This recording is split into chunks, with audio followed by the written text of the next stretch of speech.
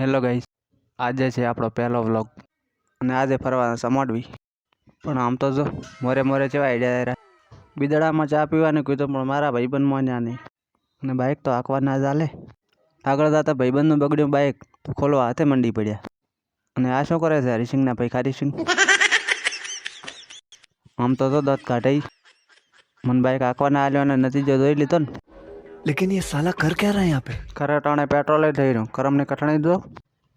Bike હમું થયું એને ખુશી તો વિડીયો બનાવવા માંડ્યા. ખુદ એકલા વિડીયો બનાવશે, અમને તો વળી વિડીયો લેશે નહીં. હેડો આવજો તાર. તો ફાઇનલી માંડવી શહેરમાં એન્ટર થઈ ગયા હતા અને બાઇક તો વળી મારા જીજાજી જ ચલાવે. અમે દેખાય જોનો પુલિયો છે, પહેલાં અહીંયા સાધન હેડતા હતા, આ નવો પુલિયો બન્યો.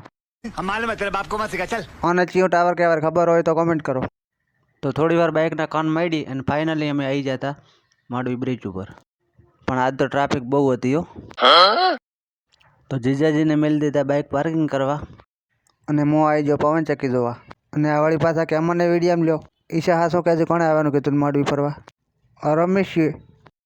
તો મારો ભાઈ ઘણા દાડે મળવા આવ્યો તો ચલો થોડો ખર્ચો કરાવો. કે ખર્ચાનું કીધું પણ ભાઈએ તો લઈ આલી 20 વાળી બાટલી. કે મોટા ભાઈ તો ભગવાન સમન ગણાય અને ભગવાન તો ગમે એ કરી શકે. અને આમ તો ચેવા બેઠા બેઠા મલકાયરા છે. તો અમને રખડે લાજી તે ભૂખ તો બેસી જાય ઢોસો ભરવા. જીજાજી શાનું ખોટું લાગ્યું, ઉઠીને હેડ્યા પરા ઢોસો ભરીને કે અમારે નાવા દાવું છે. આ લુગડાનું પોટકો મને પકડાયું. એ રહી ના આવે તો આપણે દરિયો ધોવા.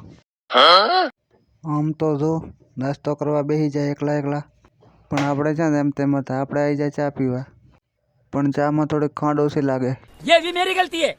તો ચા પીને અમે વળતા ચા કરો. બાય બાય મિત્રો, મળીએ એક નેક્સ્ટ વ્લોગમાં.